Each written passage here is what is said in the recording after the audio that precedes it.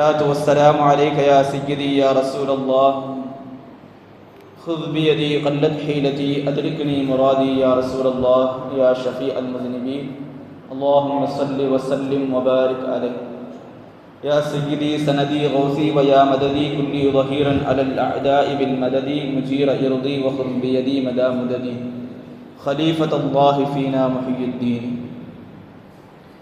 புகழனைத்தும் ஏகவல்லோனாம் அல்லாஹ் ஒருவனுக்கே உரித்தாகுக.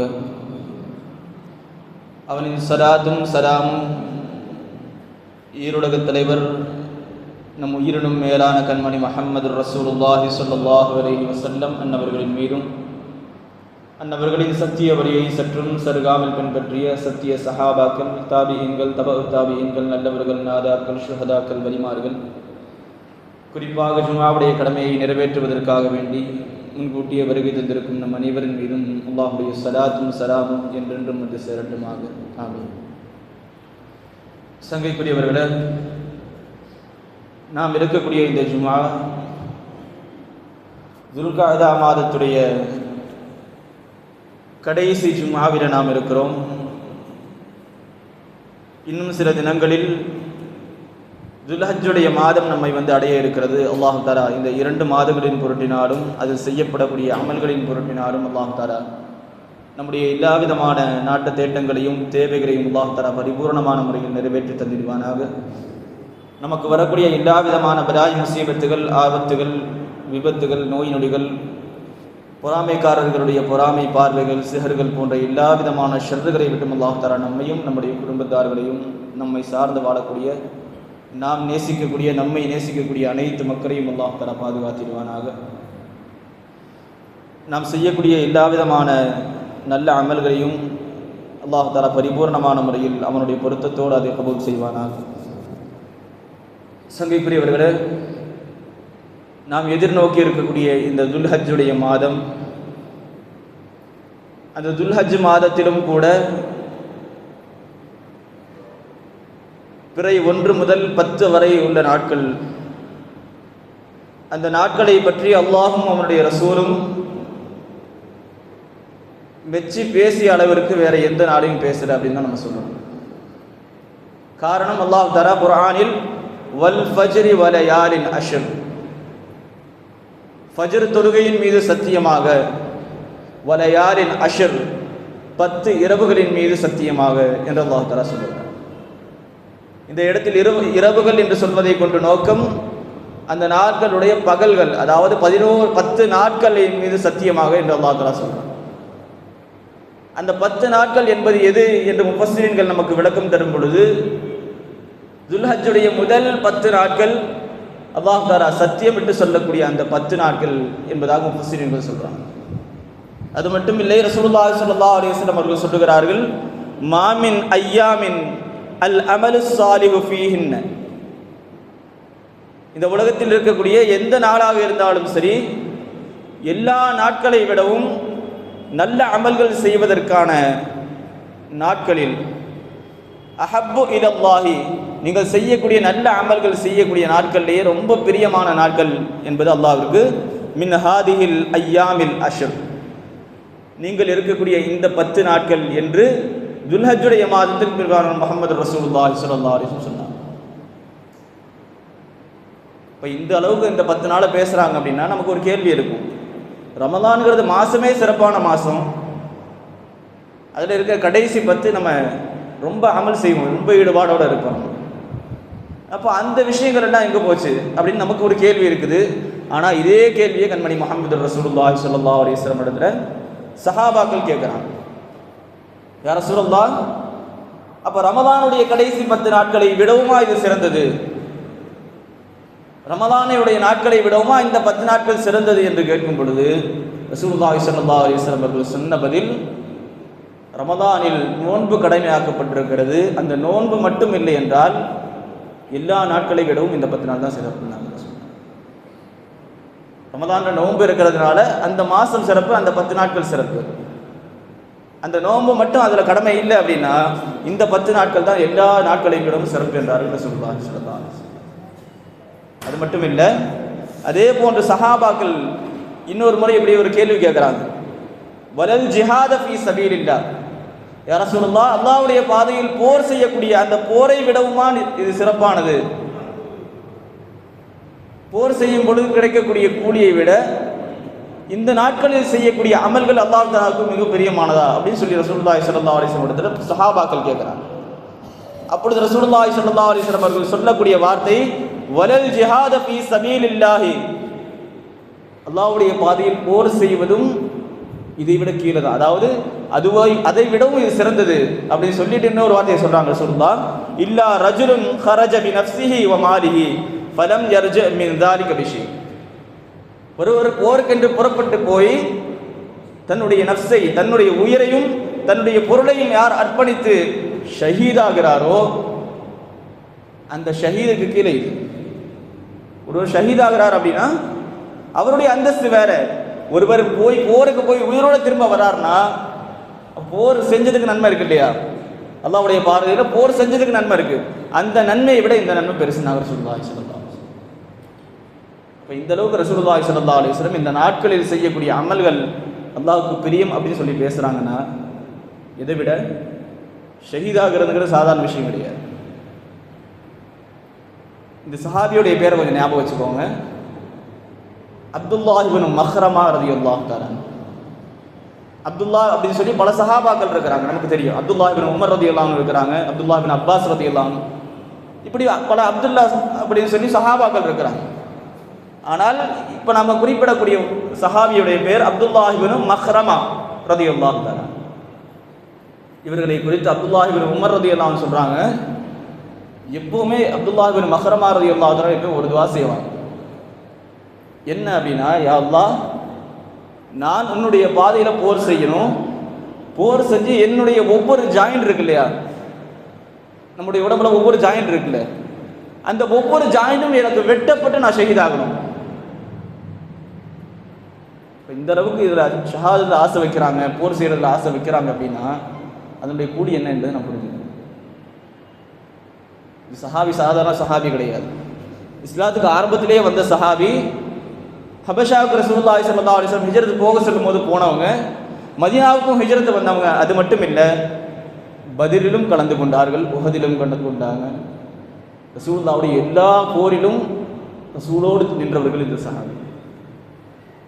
கடைசியாக இவருடைய உயிர் எங்கே பிரியுது அப்படின்னா, ரசூலுல்லாஹி ஸல்லல்லாஹு அலைஹி வஸல்லமுடைய வஃபாத்திற்கு பிறகு முஸைலமத்துல் கத்தாப் நானும் நபிதான் என்று வரும் பொழுது அந்த கயவனை எதிர்த்து போர் செல்லும் போது யமாமா என்கிற போரில் அவர்கள் ஷஹீதாகிறார்கள்.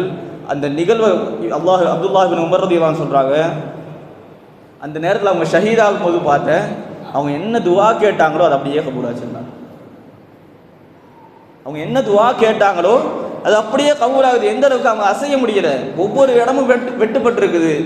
என்கிட்ட கேட்குறாங்க, தண்ணி கொஞ்சம் கொண்டு வாங்க. அதாவது மாலை நேரத்தில் நீங்களும் நோன்பு திறந்துட்டீங்கன்னான்னு கேட்குறாங்க. நாங்கள் நோன்பு திறந்துட்டோம் அப்படின்னு சொல்லும் பொழுது, அப்போ அந்த நேரத்தில் அந்த சஹாபி சொல்கிறாங்க, நான் நோன்பு திறக்கணும், தண்ணி கொண்டு வாங்க. தண்ணி கொண்டு வரதுக்கு நான் போனேன், வந்து பார்க்குறேன் ஷஹீதான. இப்போ இந்த அளவுக்கு ஒரு சஹாபி அல்லாஹ்வுடைய பாதையில் ஷஹீதாகுவதை விரும்புகிறாங்க அப்படின்னா, அதனால தான் சஹாபாக்கள் கேட்டாங்க, ஷஹீதாகிறத விடவுமா இது பெருசுன்னு கேட்டாங்க. ஏன்னா சஹாபாக்களுக்கு மத்தியில் அல்லாஹ்வுக்காக வேண்டியும் அவனுடைய ரசூலுக்காக வேண்டியும் போர் செய்வது என்பது அவங்களுடைய உயிரை விட மேலே. அப்போ அந்த அமலை விடமா இது சிறப்பு அப்படின்னு சொல்லி கேட்கும் பொழுது அதற்கு நிகரான வார்த்தை ரசூலுல்லாஹி ஸல்லல்லாஹு அலைஹி வஸல்லம் இந்த 10 நாளுக்கு பயன்படுத்துகிறாங்க. அப்படின்னா இந்த நாட்களுடைய மகத்துவம் என்ன என்பதை நான் புரிந்து கொள்ள வேண்டும். ஏன் இதை நான் சொல்ல வர்றேன் அப்படின்னா, இந்த 10 நாளில் நம்முடைய அமல் எப்போ தெரியுமா ஆரம்பிக்குது? அரஃபால ஆரம்பிக்குது அமல். அரஃபால தான் நம்ம அமல் செய்யவே ஆரம்பிக்கிறோம். அப்போ தான் நோன்பு வைக்கிறோம். அப்போ நோன்பு வச்சு பெருநாள் கொண்டாடி அடுத்து 3 நாட்கள் ஐயாமு தஷ்ரீக்கில் குர்பானி கொடுக்குறோம். நம்ம அமலே இந்த 5 நாள் மட்டும்தான் இருக்குது. ஆனால் யதார்த்தத்தை எங்கேருந்து அமல் செய்யணும் தெரியுமா? முதல் பிறகு 1லேருந்து அப்துல்லாஹ் இப்னு உமர் ரலியல்லாஹு அன்ஹுடைய வழக்கம் என்ன தெரியுமா? எப்போ பிறைய பார்க்குறாங்களோ அப்போ இருந்து தக்பீர் சொல்ல ஆரம்பிப்பாங்க. இந்த மாதத்தில் என்னென்ன அமல் செய்யணும் அப்படிங்கிற ஒரு 4 விஷயத்தை சொல்கிறேன் இன்ஷா அல்லாஹ். முதல் விஷயம் தக்பீர் சொல்கிறது. நம்ம எப்போ தக்பீர் ஆரம்பிக்கிறோம்? அரஃபாவுடைய ஃபஜ்ர்லேருந்து ஆரம்பிக்கிறாங்க தக்பீரை ஒவ்வொரு தொழுகைக்கு பின்னாடி. ஆனால் அப்துல்லாஹ் இப்னு உமர் ரலியல்லாஹு அன்ஹு போன்ற சஹாபாக்கள் எல்லாம் துல்ஹஜ்ஜுடைய பிறையை பார்த்துட்டாவே தக்பீர் சொல்ல ஆரம்பிச்சிருவாங்க. ஒவ்வொரு தொழுகைக்கு பின்னாடி அவங்க தக்பீர் சொல்லுவாங்க. கடைவீதியில் நடந்து போயிட்டு இருந்தால் தக்பீர் சொல்லுவாங்க, சத்தம் போட்டு தக்பீர் சொல்லுவாங்க. ஏன்னா கேட்குறவங்களும் தக்பீர் சொல்லணும் அப்படிங்கிறதுக்காக. இப்படி ஆரம்பத்திலிருந்தே தக்பீரை சொல்லுவாங்க. இரண்டாவது விஷயம், அதாவது இந்த நேரத்தில் நம்ம தஸ்பீகளையும் தக்பீர்களையும் அதிகப்படுத்தணும். இரண்டாவது விஷயம், நோன்பை நம்ம அதிகப்படுத்தணும். நம்ம நோன்பை எங்கே ஆரம்பிக்கிறோம்? அரஃபால தான் நோன்பு ஆரம்பிக்கிறோம். ஆனால் நோன்பை எங்கே வைக்கணும் அப்படின்னா பிற 1லேருந்து வைக்கணும். அது எப்படி 1லேருந்து கடைசி 9 வரையும் வைக்கணுமா நோன்பு அப்படின்னு ஒரு கேள்வி வந்தால் அதற்கான பதில் சையதுனா ஹஃப்ஸா ரலியல்லாஹு தஆலா நம்முடைய தாயார் ரசூலுல்லாஹ்வுடைய மனைவி சையதுனா ஹஃப்ஸா ரலியல்லாஹு அன்ஹா சொல்கிறாங்க, ரசூலுல்லாஹி ஸல்லல்லாஹு அலைஹி வஸல்லம் அவர்கள் ஒரு 4 விஷயத்தை நான் விட்டு பார்த்ததே கிடையாது. 4 விஷயங்கள் ரசூலுல்லாஹி ஸல்லல்லாஹு அலைஹி வஸல்லம் கூட நான் இருக்கும் பொழுது வந்து அவங்க கடைபிடிச்சிட்டு வர்றாங்க. அந்த 4 விஷயம் என்ன அப்படிங்கிறத சொல்லும் பொழுது, முதல் விஷயம் ஆஷுராவுடைய நோன்பை நான் ரசூலுல்லாஹ் விட்டு பார்த்தது கிடையாது. ஆஷுராவுடைய நோன்பை ரசூலுல்லாஹ் நான் விட்டு பார்த்தது கிடையாது. இரண்டாவது விஷயம் அல் அஷ்ர், அதாவது துல்ஹஜ்ஜுடைய முதல் 10 நாட்கள் இருக்கு இல்லையா, பிற 10 நம்ம இந்த பெருநாள் கொண்டாடுறோம், நோன்பு வைக்கக்கூடாது. அப்போ அந்த முதல் 10 நாட்களில் ரசூலுல்லாஹி ஸல்லல்லாஹு அலைஹி வஸல்லம் அவர்கள் அந்த 9 நாளில் நோன்பு வச்சு நான் பார்த்துருக்கிறேன், அதை விட்டு பார்த்தது கிடையாது. மூன்றாவதாக சொல்லுகிறார்கள் ஐயாமுல் பீர், ஒவ்வொரு மாதமும் 3 நாட்கள் நோன்பு வைப்பாங்க, வேற 13, 14, 15. அடுத்ததாக சொல்கிறார்கள் நம்ம இஷ்ராக்குடைய தொழுகை இருக்கு இல்லையா, அந்த நேரத்தில் ரசூலுல்லாஹி ஸல்லல்லாஹு அலைஹி வஸல்லம் அவர்கள் தொழுகாமல் இருந்து நான் பார்த்தது கிடையாது. இந்த 4 விஷயங்கள் ரசூலுல்லாஹி ஸல்லல்லாஹு அலைஹி வஸல்லம் இடத்துல வாழ்க்கையில் தொடர்ந்து வந்திருக்குது. அப்போ இப்போ ஒரு கேள்வி வருதில்ல, வேற 9ல் தான் நான் அரஃபாவுடைய நோன்பு, மற்ற நாள் என் நோன்பு வைக்கணும் அப்படின்னு. ஏன்னா ரசூலுல்லாஹ் விட்டது கிடையாது. இமாம் நவவி ரஹ்மத்துல்லாஹி சொல்கிறாங்க, அந்த நாட்களில் நோன்பு வைப்பது என்பது முஸ்தஹப், எந்த அளவுக்கு கடுமையான அளவு, அதை விடுறதுங்கிறது ஏற்றம் கிடையாது. அதாவது அந்த நாட்களையே அமலால் நம்ம சிறப்புப்படுத்தணும். அடுத்து மூன்றாவது ஒரு விஷயம், நம்ம துவாக்களை அந்த நாட்கள் அதிகமாக கேட்கணும். மற்ற நாட்களில் கேட்குற துவாக்களை விட இந்த நாட்கள் அதிகமாக துவா கேட்கணும். அபூ தர்தா ரலியல்லாஹு அன்ஹு சொல்கிறாங்க, இந்த நாட்களில் நீங்கள் துவாவை அதிகப்படுத்துங்க. ரசூலுல்லாஹி ஸல்லல்லாஹு அலைஹி வஸல்லம் அதிகமாக துவா செய்ய சொல்லி நான் கேட்டிருக்கிறேன். அந்த துவாக்களுடைய மதிப்பு இன்றைக்கு நமக்கு தெரியறது கிடையாது. நமக்கு ஏதாச்சும் ஒரு தேவை இருக்குன்னா அடுத்தவன்ட்ட கூட கேட்டுருவோம். நமக்கு ஏதாவது ஒரு தேவை இருக்குது, கடன் வேணும் அப்படின்னா அடுத்தவன்ட்ட கூட கேட்டு வாங்கிக்குவோம். ஆனால் அல்லாஹ்ட்ட கையேந்தி துவா கேட்கறதுக்கு நமக்கு நேரம் கிடையாது. அதாவது சும்மா வார்த்தையாக சொல்லிட்டு போகிறதில்ல, தொழுகை முடிச்சவொடனே எந்திரிச்சு போகிறவங்க எத்தனை பேர் இருக்கிறாங்க? தொழுகை முடிச்சவொடனே எனக்கு வேலை இருக்குன்னு எந்திரிச்சு போகிறவங்க எத்தனை பேர் இருக்கிறாங்க? அதாவது படித்த ஒரு செய்தி என்ன அப்படின்னா, சில விஷயங்கள் இருக்குது, அந்த விஷயங்கள் வந்து வாழ்க்கையில் வறுமை அதிகமாக ஏற்படுத்தும். வாழ்க்கையில் அதிகமாக வறுமையை ஏற்படுத்தக்கூடிய விஷயங்கள். ஒன்று, ஒரு அமலை செய்யும் போது வேக வேகமாக செய்கிறது. ஒரு அமல் தொழுகிறாங்க அப்படின்னா அது வேக வேகமாக தொழுது முடிக்கிறது அப்படிங்கிறது. உது செய்கிறாங்கன்னா வேக வேகமாக உது செஞ்சு முடிக்கிறது. இப்படி அமல்கள் செய்யும் பொழுது அதை வேகத்தை காட்டுறதுங்கிறது உங்களுடைய ரிஸ்குடைய பறக்கத்தை குறைக்கும். அது ரெண்டாவது விஷயம் சொல்கிறாங்க, தொழுகை முடிச்சோடனே வெளியே வேகமாக எந்திரிச்சு போகிறது இருக்கு இல்லையா, அது உங்களுக்கு வறுமையை ஏற்படுத்துன்றாங்க. அப்போ என்ன பண்ணணும்? நம்ம துவா கேட்கணும். அந்த துவாவை நம்ம விட்டுறக்கூடாது அப்படிங்கிறதுக்காண்டி தான் நம்ம என்னது, ஒவ்வொரு தொழுகைக்கு பின்னாடி நம்ம ஜமாத துவா கேட்கணும். ஒன்று சேர்ந்து துவா கேட்கறதுடைய பறக்கத்து என்ன தெரியுமா? அதில் ஆமீன் சொல்கிறவங்க, துவா கேட்குறவர் ஏன் நான் இருக்கிறேன், எனக்கே அந்த தகுதி இல்லைன்னா கூட இருக்கிறவங்க ஆமீன் சொல்லும் பொழுது அதில் ஒரு ஆளுடைய ஆமீன் என்னது கபூர் ஆனாலும் என்னுடைய துவா கபூர். மன்சூர் பின் அம்மார் ரலியல்லாஹு தஆலா ஹிஜ்ரி 3வது நூற்றாண்டில் வாழ்ந்தவங்க, பகதாதில் வாழ்ந்தவங்க. அவர்களுடைய வாழ்க்கையுடைய ஒரு செய்தி அது சொல்லி முடிக்க முடியுமான்னு எனக்கு தெரியல. மன்சூர் பின் அம்மார் ரலியல்லாஹு தஆலா அவர்களை பொறுத்த வரைக்கும் அந்த ஊரில் பகதாதில் இருக்கிற எல்லாத்துக்குமே தெரியும், யஹூதி நசரானி எல்லாத்துக்குமே தெரியும், இவங்க துவா கேட்டால் கபூல் ஆயிரும். முஸ்தஜாபு தாவா, அவங்களுடைய மஜ்லிஸில் யார் வந்து கலந்துக்கிறாங்களோ அவங்க கேட்குற துவா கபூல் ஆகும். அப்படிப்பட்ட ஒரு சபை நடந்துட்டு இருக்குது. வெளியில இருந்து ஒரு மனிதர் வர்றார். அவர் யார் அப்படின்னா ஒரு யூதனுடைய அடிமை. அந்த யூதன் தன்னுடைய விருந்தாளிகளுக்காக வேண்டி பழம் வாங்கணும்னு சொல்லி தன்னுடைய அடிமை அனுப்பி வைக்கிறான். 4 திரகத்தை கொடுத்து நீ பழம் வாங்கிட்டு வான்னு சொல்லி அனுப்பி வைக்கிறான். அவங்கள்ட்ட கையில் இருந்து 4 திரகம். அவங்க நேராக கடை வீதிக்கு வர்றாங்க. வர்ற வழியில் இந்த மஜ்லிஸை பார்க்குறாங்க. மன்சூர் பின் அம்மார் ரலியல்லாஹு அன்ஹுடைய மஜ்லிஸை பார்க்குறாங்க. அப்படி பேசிகிட்டு இருக்கும் பொழுது ஒரு பிரகாசம், அதாவது சில பேரை பார்த்தாவே போய் பேசணும்னு தோணும். அப்படி அவங்க பேசிகிட்டு இருக்கும் பொழுது ஒரு வசீகரம் நேராக அங்கே அந்த சபைக்கு போய் நிற்கிறாங்க.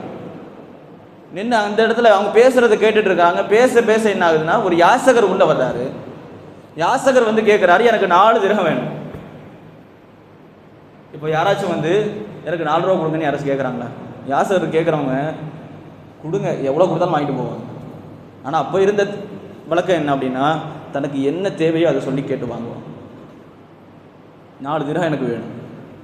இப்போ இந்த வார்த்தையை கேட்ட உடனே அந்த இடத்துல மன்சூர் பின் அம்மார் ரலியல்லாஹு அன்ஹு சொல்கிறாங்க, யார் இவருக்கு 4 திரகம் கொடுக்குறாரோ அவருக்கு 4 துவா செய்வேன். சாதாரண ஆள் கிடையாது, எல்லாத்துக்கும் தெரிஞ்சது இவங்க துவா கேட்டால் கபூலாகும் அப்படிங்கிறது. யார் இவருக்கு 4 திரகத்தை சதக்காவாக கொடுக்குறாரோ அவருக்கு நான் 4 துவா செய்வேன், அந்த 4ம் கபூலாகும். இப்போ இதை சொல்லும் பொழுது அங்கேருந்து அவங்க பெரிய பெரிய ஆட்கள்லாம் யோசிச்சுட்டு இருக்கிறாங்க, கொடுத்துட்டு நம்ம என்ன துவா கேட்குறதுன்ட்டு. அதுக்கிடையில் நான் என்ன பண்ணிட்டேன், பக்கத்தில் தான் இருந்தார், நான் கையில் கொடுத்துருந்தேன் அந்த திரகத்தை. எதுக்கு வந்தவர்? அவர் கடைக்கு போகிறதுக்கு வந்தவர். எல்லாம் யாரை எப்படி மாற்றுவாங்கிறது நமக்கு தெரியாது. நமக்கு சில காசு வச்சுருப்போம், சில நாள் அதாவது ஏதோ ஒரு தேவைக்கு போயிட்டு இருப்போம். அதாவது என்னுடைய அனுபவத்தில் நான் சொல்கிறேன், ஒரு 10 ரூபா 20 ரூபா நான் கீழே கொண்டு வருவேன், டீ குடிக்கலாம் அப்படின்னு சொல்லி கொண்டு வரும் பொழுது டீ யாராச்சும் வாங்கி கொடுத்துருவாங்க. ஆனால் திருப்பி வரும்போது அது யாருக்கும் சதக்காக போகும். அவன் கொண்டு வந்தது ஒன்றுக்கு, ஆனால் செலவாகிறது வேறு இதுக்கு. அதே போன்று தான் இந்த மனிதர் வந்தது கடைக்கு. ஆனால் கடைக்கு வர்ற வழியில் யாருக்கு? இந்த யாசகருக்கு சதக்கா கொடுக்குற ஒரு வாய்ப்பு அவருக்கு கிடைக்கும். அந்த காசை சதக்காவை கொடுத்துட்டார். பின்னாடியே திரும்பி பார்க்குறாங்க, காசு கொடுக்கலான்னு பார்த்தா காசு கொடுத்தாச்சு. அவங்களை கூப்பிட்டு கேட்குறாங்க, உங்களுக்கு என்ன துவா கேட்கணும்? அவர் ஒரு அடிமை.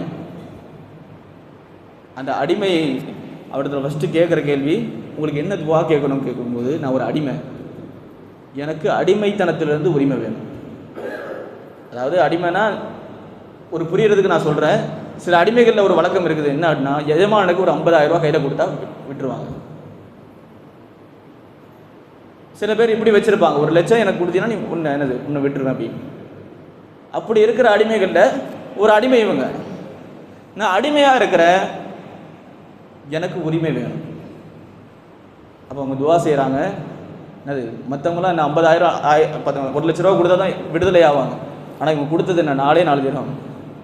அது அவங்க காசு கிடையாது. 2வது விஷயம், கொடுக்கணுங்கிற அப்படி என்ன இருக்கு இல்லையா, அதை கொடுக்குறாங்க. கொடுத்துட்டு ஃபஸ்ட்டு என்ன துவா கேட்குறாங்க, நான் உரிமை ஆகணும் அப்படின்னு. அவங்க துவா செய்கிறாங்க, நீ போனால் உரிமை ஆயிடுவான்ட்டாங்க. சரி, அடுத்து என்ன துவா வேணும்? 2வது துவா கேட்கும் பொழுது அவர்கள் சொல்கிறாங்க, என்னுடைய எஜமானன் ஒரு யகூதி, என்னுடைய எஜமானன் ஹிதாயத்தில் கிடையாது, இஸ்லாத்தில் கிடையாது, யகூதியாக இருக்கிறான், ஆனால் நல்ல மனுஷன், அவனுக்கு ஹிதாயத்து கொடுக்கணும்னு துவா செய்யுங்க. துவா செய்கிறாங்க, உன்னுடைய எஜமானன் மாறிடுவான்ட்டாங்க. 3வதாக உனக்கு என்ன வேணும் 3வது கேட்கும் பொழுது 3வது சொன்னாங்க, என்னுடைய எஜமானன் தான் எனக்கு சாப்பாடு போட்டு வளர்த்துட்டு இருக்கிறது, நான் உரிமையாகிட்டேன், அவன்கிட்ட விட்டு போயிட்டேன் அப்படின்னா எனக்கு வாழ்வாதாரம் கிடையாது. எனக்கு வாழ்வாதாரத்துக்கு, அதாவது என்னுடைய தேவை நிறைவேற்றுகிறதுக்காக வேண்டி எனக்கு செல்வத்துக்கு நீங்கள் துவா செய்யுங்கன்னா, அதுக்கும் அவங்க துவா செய்கிறாங்க. அடுத்து 4வதாக ஒரு கேள்வி வருது. 4வது என்ன துவா அப்படின்னு சொல்லி கேட்கும் பொழுது, எனக்கும் என்னுடைய எஜமானனுக்கும் அல்லாஹ் அதாவது பாவ மன்னிப்பு கொடுக்கணும், என்னையும் என்னுடைய எஜமானனையும் இது சேர்த்து தான் கேட்குறாங்க. அதாவது நம்ம கூட இருக்கிறவங்க நமக்கு துவா செய்வாங்க. கொஞ்சம் யோசிச்சு பாருங்க, நம்ம கூட ஒரு ஆள் பழகிறாங்க அப்படின்னா அவங்க நமக்கு துவா செய்கிறாங்க அப்படின்னாவே அது ஒரு பெரிய பாக்கியம். ஏன்னா அவங்க நமக்கு, அதாவது அவங்களோட நமக்கு அல்லாஹ் தஆலா ஏற்படுத்தியிருக்கிற தொடர்பு முஹப்பத். அப்படி நமக்காண்டி எத்தனை பேர் துவா செய்கிறாங்க, ஏன் நம்ம எத்தனை பேருக்கு துவா செய்கிறோம் அதையும் யோசிச்சுப்போம். நம்முடைய நண்பர்களில் எத்தனை பேருக்கு நம்ம துவா செய்வோம்? இப்போ இந்த மனிதர் என்ன கேட்குறாங்க, எனக்கும் மகஃபிரத்து கிடைக்கணும், என்னுடைய எஜமானனுக்கும் மகஃபிரத்து கிடைக்கணும். மகஃபிரத்துங்கிறது சாதாரண விஷயம் இல்லை, பின்னாடி வர்றாங்க. இப்போ இவங்களும் துவா செய்கிறாங்க. துவா கேட்டு முடித்து திருப்பி எங்கே போகிறாங்க? வீட்டுக்கு போகிறாங்க. விருந்தாளி உட்காந்துருக்கிறாங்க, பழத்தை காணும். என்ன அப்படின்னு கேட்குறாங்க. இப்போ அந்த மனிதர் சொல்கிறாங்க, அதாவது அடிமை சொல்கிறாங்க, நான் இந்த மாதிரி பழம் வாங்க போயிட்டு இருந்தேன். போகிற வழியில் மன்சூர் பின் அம்மார் அவங்களுடைய சபைக்கு நான் போனேன். அங்கே போய் எனக்கு சதக்கா கொடுத்து 4 துவாவை வாங்கிறதுக்கான வாய்ப்பு கிடைச்சிது. நான் 4 துவாவை பெற்று வந்திருக்கிறேன். எனக்கு பழம் என் கையில் இல்லைன்னா. அப்போ அந்த எஜமானன் சொல்கிற வார்த்தை, அதாவது அல்லாஹ் யாருடைய கல்வை எப்படி மாற்றுவாங்கிறது தெரியும். எல்லாருக்கும் ஒரு நல்ல எண்ணம் யாருக்கு மேலே இருக்குது? மன்சூர் பின் அம்மார் அவங்க மேலே இருக்குது. அப்போ அவங்க துவா கேட்டால் கபூல் ஆகிருக்கும் அப்படிங்கிறது இவங்களுக்கு என்னது, யஹூதிக்கு கூட தெரியுது. திருப்பி என்ன கேட்குறாங்க? என்ன துவா கேட்க சொன்னீங்க? அப்போ ஃபஸ்ட்டு இவங்க சொல்கிறாங்க, நான் அடிமைத்தனத்திலிருந்து வெளியாகணும்னு துவா கேட்டேன்.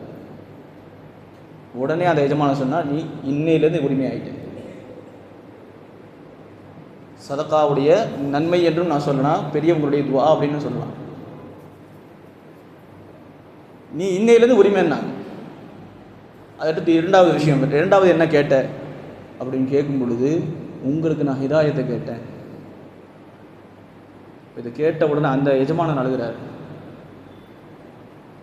நம்மள்ட்ட வேலை செய்கிறாள் எத்தனை பேர் நம்மளுக்கு துவா செய்கிறாங்க? ஏன் நம்ம வீட்டில் நம்முடைய குழந்தைகள் நமக்கு எத்தனை பேர் துவா செய்கிறாங்க? எனக்காக வேண்டி உன்னுடைய உள்ளத்தில் இவ்வளவு இரக்கம் இருக்குதா? நீ எனக்காக வேண்டி ஹிதாயத்தை கேட்டியா அப்படின்னு சொல்லி அவருடைய கையை பிடிச்சி இஸ்லாத்துக்கு வர்றாரு யஹூதி. ஒவ்வொரு வார்த்தையும் சொல்றது உண்டு. யஹூதி இஸ்லாம் ஆகிறது சாதாரண விஷயம் இல்லை. யஹூதிங்கிறது அதாவது ரத்தத்திலே ஊறி போன விஷயம். யஹூதி இஸ்லாம் ஆகிறது சாதாரண விஷயம் கிடையாது. இஸ்லாத்துக்கும் வர்றாரு. மூன்றாவது கேட்குறாங்க, உனக்கு என்ன அடுத்து மூணாவது என்ன துவா கேட்டாரு?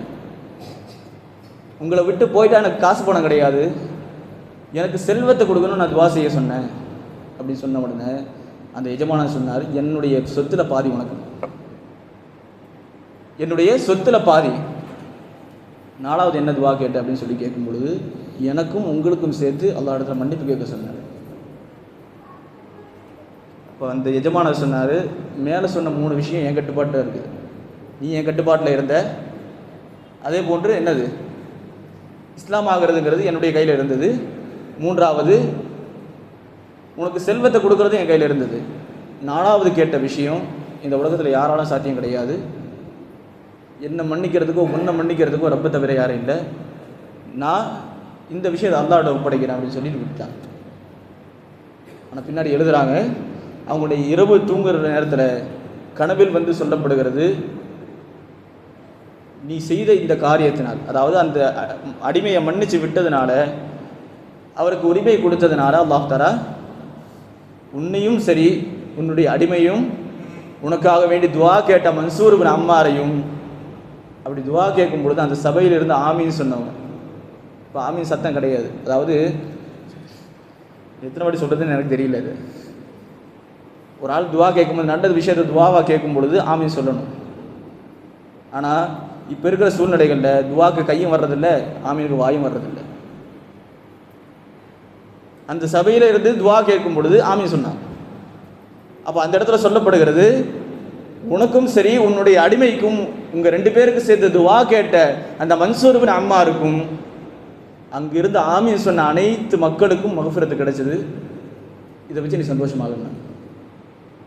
அப்படியானால் நம்ம கேட்குற துவாக்கள், குறிப்பாக நம்ம எல்லாம் சேர்ந்து கேட்குற துவா இருக்கு இல்லையா, அதற்கென்று அல்லாஹ் தஆலா கொடுக்குற அந்தஸ்து இந்த நாட்களில் அதிகமாக அமல் செய்கிறதுலே மிக பிரியமானது. ரசூலுல்லாஹி ஸல்லல்லாஹு அலைஹி வஸல்லம் சொல்லும் பொழுது, நம்ம ஒரு ஆள்கிட்ட போய் யாசகம் கேட்டோன்னு வைங்க, ஒரு 2-3 தடவை கேட்குறோம், 4வது தடவை வரும்போது போய் வேலையை பாடுறோம் அப்படின்றோம். இதுதான் நம்முடைய இயல்பு. ஆனால் அல்லாஹ் தஆலா எத்தனை தடவை கேட்டாலும் என்கிட்ட கேட்டுகிட்டே இருக்கணும் பிரியப்படுறான். அது மட்டும் இல்லை, ரசூலுல்லாஹி ஸல்லல்லாஹு அலைஹி வஸல்லம் சொல்கிறாங்க, அல்லாஹ் தன்னிடத்தில் கேட்பதை பிரியப்படுகிறான், கேட்காம இருக்கிறவங்க மீது கோவப்படுறான். துவா கேட்காம போகிறவங்க மீது அல்லாஹ் தஆலா கோவப்படுகிறான். இங்கே துவாவை அதிகப்படுத்துங்கன்னாங்க ரசூலுல்லாஹி ஸல்லல்லாஹு அலைஹி வஸல்லம். மூன்றாவது ஒரு விஷயம் இஸ்திக்ஃபார். இஸ்திக்ஃபார் அப்படிங்கிறத பொறுத்த வரைக்கும் முடிஞ்ச அளவுக்கு ஷார்ட்டாக முடிக்க பார்க்குறேன். இஸ்திக்ஃபார் அப்படிங்கிறத பொறுத்த வரைக்கும் ரசூலுல்லாஹி ஸல்லல்லாஹு அலைஹி வஸல்லம் அவர்கள் சொன்ன ஒரு வார்த்தை, நம்முடைய ரிஸ்க் இருக்கு இல்லையா, நம்முடைய ரிஸ்க்கை பொறுத்த வரையும் நமக்கு என்ன வரணும் அப்படிங்கிறது கதாகத்தில் விதிக்கப்பட்டிருக்கு. அதில் எந்த மாற்று கருத்தும் கிடையாது. ஆனால் அதை எப்போ கொடுக்கணும், எப்படி கொடுக்கணுங்கிறது அல்லாஹ் கையில் இருக்குது. நாம் செய்கிற ஒவ்வொரு விஷயமும் நம்முடைய வாழ்க்கையில் அதாவது பின்னாடி ஒரு பாதிப்பை ஏற்படுத்தும். நீங்கள் செய்கிற ஒரு நல்ல விஷயம் செய்கிறீங்களா, அது பின்னாடி நமக்கு வரும். இது எல்லாருக்கும் தெரிஞ்ச விஷயம், பொதுவான விஷயம். நம்ம எந்த ஒரு என்ன விஷயத்தை செஞ்சாலும் அது பின்னாடி நமக்கே திருப்பி வரும் அப்படிங்கிறது. ரசூலுல்லாஹி ஸல்லல்லாஹு அலைஹி வஸல்லம் அவர்கள் சொல்லக்கூடிய ஒரு வார்த்தை, அத்வா யுரத்துல் கலா. நீங்கள் கேட்கிற துஆ என்பது உங்களுடைய கலா கதிர்களை மாற்றி அமைக்கக்கூடிய வல்லமை பெற்றது என்று ரசூலுல்லாஹி ஸல்லல்லாஹு அலைஹி வஸல்லம் சொன்னாங்க. சொல்லி முடிச்சுட்டு அடுத்து சொன்னாங்க, இன்னல் பிர்ர யுஸீது ஃபிர் ரிஸ்க். நீங்கள் செய்கிற நல்ல விஷயம் உங்களுடைய ரிஸ்கில் அபிவிருத்தியை ஏற்படுத்தும், உங்களுடைய ரிஸ்க் அதிகப்படுத்தும். அடுத்து சொன்னாங்க, இன்னல் அப்த லயுஹரமு ரிஸ்க பிஸம்பின் யுஸீபுஹு. ஒரு அடியானுக்கு கிடைக்க வேண்டிய கதாகத்தில் எழுதியிருந்தாலும் சரி, கிடைக்க வேண்டிய விஷயம் அவனுக்கு கிடைக்காம போகிறதுக்கு அவனுடைய பாவம் காரணமாக இருக்கும். உதாரணத்துக்கு, நமக்கு வீடு கட்டணுங்கிற ஆசை எத்தனை பேருக்கு இருக்குது? துவா கேட்டுகிட்டே தான் இருக்கிறோம். ஆனால் அல்லாஹ் துவாவை கபூலாக்காமல் இருக்கிறது கிடையாது. துவாவை அல்லாஹ் கபூலாக்கி இருப்பான். நம்ம செய்கிற செயல்பாடுகள் அதை தள்ளி போட்டுகிட்டே போகும். இதுதான் ரசூலுல்லாஹி ஸல்லல்லாஹு அலைஹி வஸல்லம் சொல்கிற வார்த்தைக்கான அர்த்தம். இன்னல் அப்த லயுஹரமு ரிஸ்க பிஸம்பின் யுஸீபுஹு. ஒரு அடியானுக்கு கிடைக்க வேண்டிய ரிஸ்க் என்பது அவன் செய்கிற பாவத்தினால் தடுக்கப்படுகிறது. அதை போக்கக்கூடிய ஒரு வழி இஸ்திக்ஃபார். அந்த இஸ்திக்ஃபார் தான் நம்ம இது வரைக்கும், அதாவது நம்முடைய தேவைகளுக்காக வேண்டி போகும்போது 1,50,00,000 தாண்டி போயிட்டு நினைக்கிறேன். இஸ்திக்ஃபார் மட்டும். அதுக்கு தான் நம்ம நம்முடைய தேவைகளை கேட்கும் பொழுது இஸ்திக்ஃபார் அதிகமாக கேட்டு நம்ம துவா செய்யணும் அப்படின்னு நம்ம சொல்கிறது. இஸ்திக்ஃபாரை நம்ம இந்த நேரத்தில் அதிகப்படுத்தணும் அப்படிங்கிறது இந்த இடத்த சொல்கிறோம். அதுக்கு அடுத்தது மிக முக்கியமான ஒரு விஷயம், குர்பானி கொடுக்குறவங்க. ரசூலுல்லாஹி ஸல்லல்லாஹு அலைஹி வஸல்லம் சொன்னாங்க, யார் குர்பானி கொடுக்க நாடுறாங்களோ அவர்கள் முதல் பிறையை, துல்ஹஜ்ஜுடைய முதல் பிறையை பார்த்துட்டா குர்பானி கொடுக்குற வரையும் அவங்களுடைய நகத்தை வெட்ட வேணாம், அவங்களுடைய முடியை வெட்ட வேணாம். அதாவது இந்த 10 நாள் அப்படின்னு சொல்லி ஆரம்பிச்சோம் இல்லையா, அது கொஞ்சம் வினோதமானது, ஆச்சரியத்தை தரக்கூடியது. எப்பயும் நமக்கு நகை வளர்ந்துருச்சுன்னா வெட்டினா நன்மை, ஆனால் இந்த 10 நாளில் நகத்தை வளர்த்த நன்மை. வெட்டக்கூடாது. எப்போ வெட்டணும்? குர்பானி கொடுத்த பிறகு வெட்டணும். அப்படி வெட்டும் பொழுது அதற்கு நன்மை. அதாவது எதுக்கு சொல்ல வரேன்னா, இந்த 10 நாட்கள் செய்கிற அமல்கள், குறிப்பாக ரசூலுல்லாஹி ஸல்லல்லாஹு அலைஹி வஸல்லம் அவர்கள் எந்தெந்த விஷயங்களை சொல்லியிருக்கிறாங்களோ அதை அமல்படுத்தும் பொழுது அதற்கென்று அல்லாஹ் தஆலா நம்மால் எண்ணி பார்க்க முடியாத அளவிற்கான நன்மைகளை அல்லாஹ் தஆலா தருகிறான். அந்த நன்மைகளை அடைந்து கொள்வதற்கான தௌஃபீகை நமக்கு தருவானாக. வரக்கூடிய 10 நாட்கள் துல்ஹஜ்ஜுடைய பிறை ஒன்று எப்போ ஆரம்பிக்குதுன்னா, ஞாயிற்றுக்கிழமை நைட்டு பிற பார்க்கப்படும். ஞாயிற்றுக்கிழமை நைட்டு பிற பார்க்கப்படும். பிற தெரிஞ்சது அப்படின்னா ஞாயிற்றுக்கிழமை மகரிபிலிருந்து துல்ஹஜ்ஜுடைய பிற ஒன்று. பிறை தெரியல அப்படின்னு சொன்னால் திங்கக்கிழமை இரவுலேருந்து, திங்கக்கிழமை மகரிபுக்கு பிறகு துல்ஹஜ்ஜுடைய பிறை ஒன்று தொடங்குகிறது. அதுக்கு முன்னாடி நகை வெட்டுறவங்க, முடி வெட்டுறவங்க அது பார்த்து பண்ணிக்கும். அது மட்டும் இல்லாமல் அந்த நாட்கள்லேருந்து, அதாவது ஆரம்பத்தில் சொன்ன நோன்பு வைக்கணும் அப்படிங்கிறது, அந்த நோன்பு, அதாவது 10 நாட்கள் நோன்பு வைக்கிறது ரசூலுல்லாஹி ஸல்லல்லாஹு அலைஹி வஸல்லம் அவர்கள் தன்னுடைய வாழ்க்கையில் விட்டது கிடையாது அப்படின்னு சொல்லி தன்னுடைய மனைவி ஹஃப்ஸா ரலியல்லாஹு தஆலா அன்ஹா அவர்கள் சொல்லுகிறார்கள். அந்த சுன்னத்தையும் கடைபிடிப்பதற்கான தௌஃபீகை நமக்கு தருவானாக. மெயினாக சொல்ல வேண்டிய விஷயங்களை ஒன்று நோன்பு, 2வது தக்பீர்கள், 3வது இஸ்திக்ஃபார், துஆ. இதை தவிர என்னென்ன நல்ல அமல்கள் எல்லாம் நம்மால் செய்ய முடியுமோ எல்லா விதமான நல்ல அமல்களையும் செய்து, அமல்கள் அல்லாஹ்விற்கு பிரியமான நாட்கள் என்று ரசூலுல்லாஹி ஸல்லல்லாஹு அலைஹி வஸல்லம் அவர்கள் எந்த நாட்களை அடையாளப்படுத்தினாங்களோ அந்த நாட்களை சரியான முறையில் பயன்படுத்திக் கொள்வதற்கான தௌஃபீகை நமக்கு தருவானாக. கடைசியாக ஒரு செய்தி, அபூ தர்தா ரலியல்லாஹு அன்ஹு சொல்கிறாங்க, இன்னி சமிஅத்து நபிய்யுக்கும் யகூல், நான் உங்களுடைய நபி ரசூலுல்லாஹி ஸல்லல்லாஹு அலைஹி வஸல்லம் அவர்கள் சொல்லி கேட்டிருக்கிறேன், வைலுல் லிமன் ஹுரிம அல் ஹைர ஃபில் அஷ்ர். யார் இந்த 10 நாளை, துல்ஹஜ்ஜுடைய 10 நாட்களை அடைந்து கொண்டும் அதில் நன்மை செய்ய முடியாமல் போகிறாரோ அவருக்கு கை செய்தாங்க ரசூலுல்லாஹி ஸல்லல்லாஹு அலைஹி வஸல்லம். அதனால் இந்த நாட்களில் அதாவது ரமதானில் நம்ம அமல் செய்கிற மாதிரி ஏன் அதை விட அதிகமாக நம்ம இந்த நாளில் அமல் செய்யணும். அல்லாஹ் தஆலா அதற்கான தௌஃபீக்கையும் ஆற்றலையும் ஆர்வத்தையும் அல்லாஹ் தஆலா நமக்கு தருவானாக. இறை இல்லமாம் காபா ஷெரீஃபையும் இறை தூதரின் பூங்காவான ரவுதா ஷெரீஃபையும் நம்முடைய வாழ்க்கையில் பலமுறை கண்டு தரிசிக்கக்கூடிய பேரின்பு பாக்கியத்தை அல்லாஹ் தஆலா உங்களுக்கும் எனக்கும் நம்மை சார்ந்த அனைவருக்கும் நசீபாக்கி தருவானாக. இறை இல்லமாம் சொர்க்கத்தில் உயர்ந்த சொர்க்கமான ஜன்னத்துல் ஃபிர்தௌஸில் அல்லாஹ் தஆலா உங்களையும் என்னையும் நம்முடைய குடும்பத்தார்கள் அனைவரையும் அல்லாஹ் தஆலா ஒன்று சேர்த்து ரசூலுல்லாஹி ஸல்லல்லாஹு அலைஹி வஸல்லம் அவர்களோடு அவர்களுடைய ஹாதிம்களாக அல்லாஹ் நம்மை வாழ வைப்பானாக என்று நல்ல துஆவுடன் நிறைவு செய்கிறேன். வாஹிரு தஅவானா அல்ஹம்துலில்லாஹி ரப்பில் ஆலமீன்.